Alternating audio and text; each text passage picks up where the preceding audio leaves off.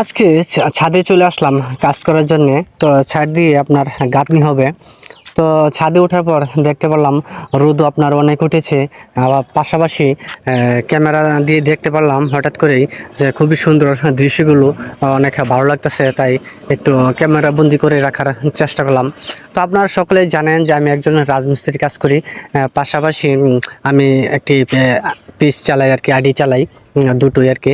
তো ভাবলাম কাজের ফাঁকে যেহেতু আপনার এখানে মশলা মিক্স করা হচ্ছে, লেবারে মশলা মিক্স করতেছে, এই জন্য আমি ভাবলাম যে তো আমি তো এখন বসেই থাকবো, তো একটু ভিডিও করে নিয়ে নেই, পরবর্তীতে এটা কোনো এক সময় ছাড়তে পারবো আসলে।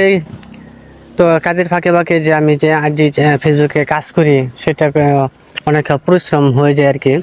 তো কাজের ফাঁকে ফাঁকে যদি বাড়তি একটা ওভার টাইম করি আর কি, ওভার টাইম করলে অনেকটাই কষ্ট হয় আর কি।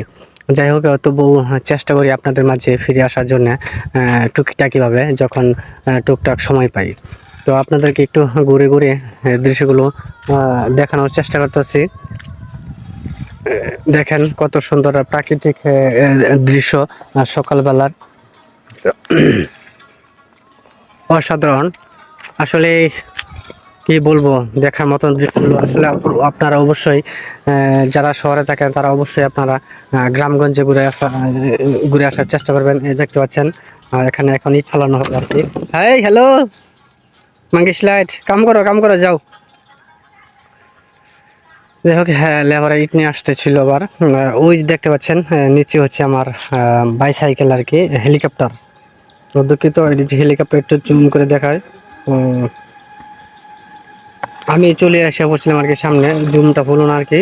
ওই যে সেখানে হচ্ছে আপনার হেলিকপ্টার।